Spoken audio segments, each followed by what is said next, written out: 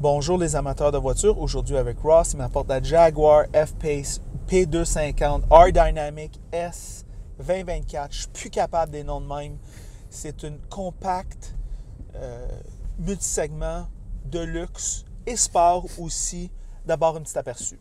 Le Jaguar F-Pace est un multisegment compact de luxe fabriqué par le groupe Jaguar Land Rover. Il se décline en trois versions, le P250 qui est un 4 cylindres turbo, le P400 qui est un 6 cylindres turbo avec hybride doux et le P575 qui est livré avec un V8 Supercharge.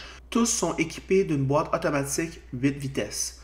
Notre testeur, le P250, commence à 71 000 $, notre modèle entièrement équipé d'un prix d'environ 85-86 000 $. Le 8 cylindres suralimenté est un aubaine à 110 000 $, c'est étrange de dire ça là.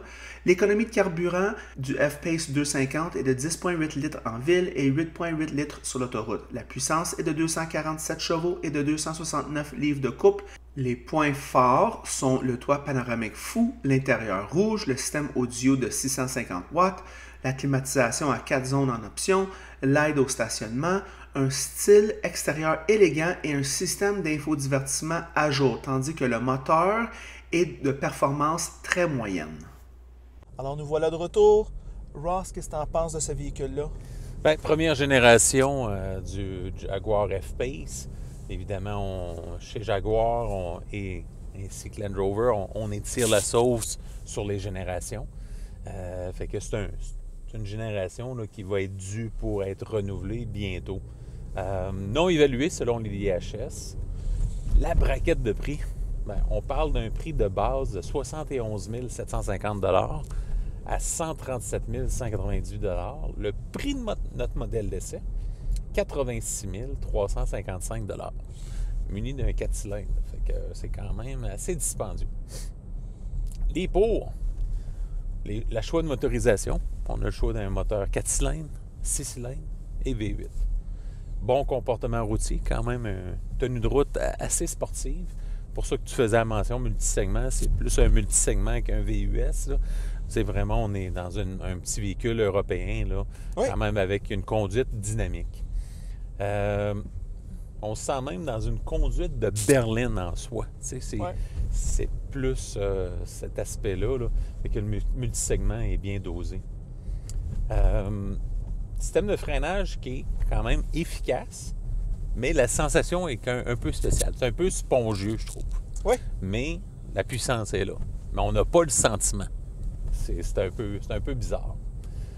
Belle présentation intérieure. On peut dire quand même les contrastes, les couleurs, système de son Meridian, l'écran d'infodivertissement, le tableau de bord. Vraiment, là, c'est vraiment au goût du jour là-dessus. C'est vraiment de bon goût. L'habitacle, quand même confortable, même si la suspension est ferme. On a des 21 pouces, profil bas. On a une suspension qui est quand même à conduite sportive. Plus sport. Ouais. Plus sport. Fait que, malgré tout, les sièges sont bien, mais la conduite, quand même, au niveau de la suspension, c'est plus ferme que la moyenne. Bon espace coffre, malgré tout, malgré qu'on est dans un format coupé, là, genre. Coin, multisegment, profilé, silhouette quand même, là, beaucoup élancée. Il n'y a pas de coffre, la hauteur du coffre est quand même limitée, mais la profondeur est là. Les comptes, moteur 2 litres turbo, un petit peu trop juste pour la catégorie. Dans un Ford Escape, c'est correct. Dans un véhicule de ce prix-là, on s'attendrait à un petit peu plus de punch. L'espace deuxième rangée, quand même limité. C'est pas... Il y en a qui sont pires, mais il y en a qui sont mieux également. T'sais? Fait que... En tout cas, si derrière toi, c'est impossible. Système d'infodivertissement, l'écran, tout ça, c'est vraiment de belle qualité. Les contrastes sont là. Vraiment, là, même une journée ensoleillée, il n'y a pas de problème pour avoir une bonne lecture de l'écran. C'est ça le test. C'est très clair. Pour ce qui est de l'espace de rangement, les porte-gobelets, des choses comme ça, l'espace sous la console, etc., c'est quand même un peu plus limité que la moyenne. Prix élevé, évidemment, 71 000 à 137 000 $, c'est pas donné à toutes les bourses. La concurrence, beaucoup de joueurs. Des joueurs comment je pourrais dire, en termes de créneaux, en termes de dimensions, en termes de grosseur de VUS ou de multisegments.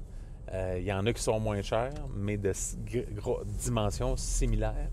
Fait que l'Acura RDX, qui est un bon choix, moi, c'est un des meilleurs produits là, pratiquement chez Acura. Alfa Romeo Stelvio, qui est quand même très amusant, très sportif aussi au niveau de la conduite. L'Audi Q5, qui est très populaire. BMW X3, X4, ça aussi, c'est un joueur très populaire. Buick Envision, Cadillac XT5, Genesis GV70, Infiniti QX50, QX55. On peut penser aussi au Land Rover Discovery Sport. On peut penser au Land Rover Evoque. On peut penser au Land Rover Velar. Fait que déjà là, il y a des compétiteurs à ce Jaguar-là dans la famille Jaguar Land Rover. Okay? Ouais. Lexus NX, qui est un bon choix. Après ça, Lincoln Corsair, Maserati Grecale. Après ça, c'est pas fini, là. Après ça, Mercedes GLC, Porsche Macan. Après ça, Tesla Model Y. Et pour finir, le Volvo XC60. Fait que, comme tu peux voir, là, il y a une panoplie. Là. On a facilement là, près d'une vingtaine de joueurs en concurrence directe avec ce véhicule-là. Fait que, disons, Jaguar a quand même un véhicule qui est quand même respectable et quand même concurrentiel dans le marché actuel en raison de son image de marque. Mais il va falloir qu'on fasse évoluer d'autres choses parce que le véhicule, là, quand même, il est vieillissant. Et puis, il va falloir là, passer à une deuxième génération dans un avenir rapproché. Fait que, quelles sont tes premières appréciations ou évaluations du Jaguar F-Pace P250? Ross, ils ont quand même fait des petites retouches au fil des années. Ouais. Je vais commencer avec l'extérieur, que moi, je trouve que c'est là où Jaguar est spécial. Mm-hmm. Moi, je trouve que c'est une voiture très personnelle, ça. Ouais. Okay? C'est fait pour deux personnes.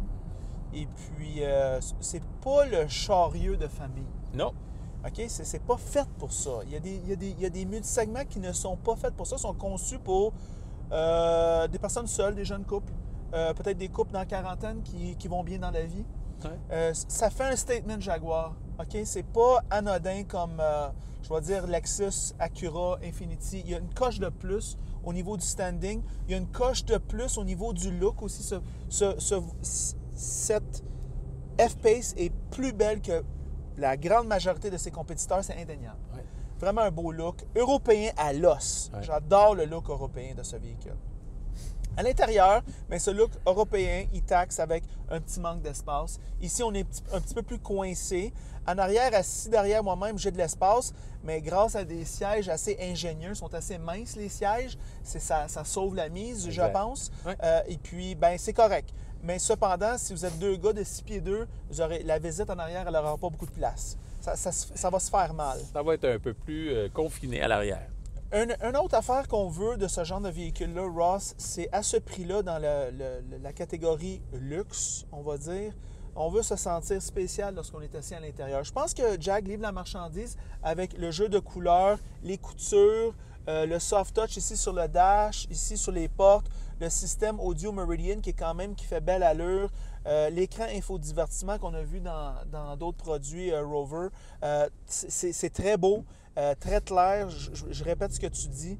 Moi, je trouve que c'est au-delà de la moyenne. Bel effet concave aussi. Mm-hmm. Il n'y a pas grand gens qui ont pensé à ça. Ouais. L'affichage tête haute quand même, digne de mention. Le toit ouvrant énorme qui laisse beaucoup de lumière naturelle rentrer. C'est vraiment winner à ce niveau-là. Moi, je pense que c'est bien. La visibilité en avant, c'est bien. Ici, c'est bien. Arrière 3/4, c'est un petit peu problématique. Même chose pour la lunette arrière. C'est difficile à voir un peu. Mais c'est un compromis acceptable de la shape supérieure de l'extérieur. Tu sais, c'est plus sexy à l'extérieur que d'autres véhicules. Ah ouais, une silhouette là, qui est vraiment en niche. Vraiment winner. Ouais. Alors, Ross, les bancs sont assez confortables, très sport par contre. Ouais. Et puis, juste le caractère sportif du véhicule, moi, je te dirais que le moteur, comme tu dis, le moteur n'est pas à la hauteur du comportement sportif du véhicule.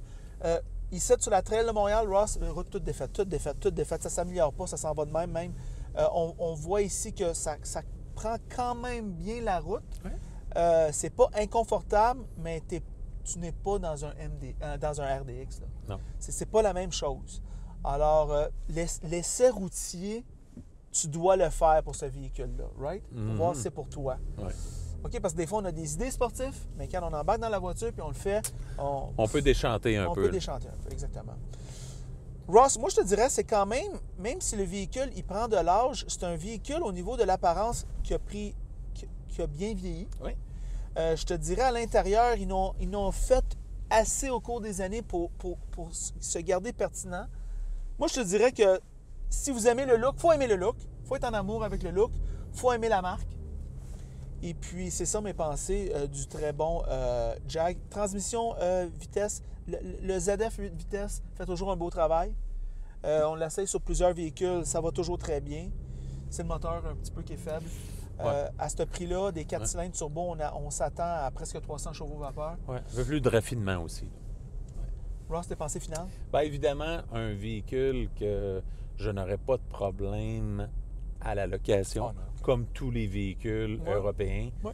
On loue ça le temps de la garantie, on retourne les clés. Ouais. Pour ce qui est de l'achat, ben, après garantie, là, ça pourra vous coûter assez cher, comme tous les compétiteurs européens. Fait que de ce côté-là, là, allez-y pour une location de 4 ans pour la durée de la garantie. Et c'est ça nos pensées du très bon Jaguar F-Pace. En passant, si vous aimez la vidéo, aimez-le. Si vous ne l'aimez pas, aimez-le pas. Et si vous l'aimez beaucoup, mais franchement, abonnez-vous à la chaîne. Et c'est tout.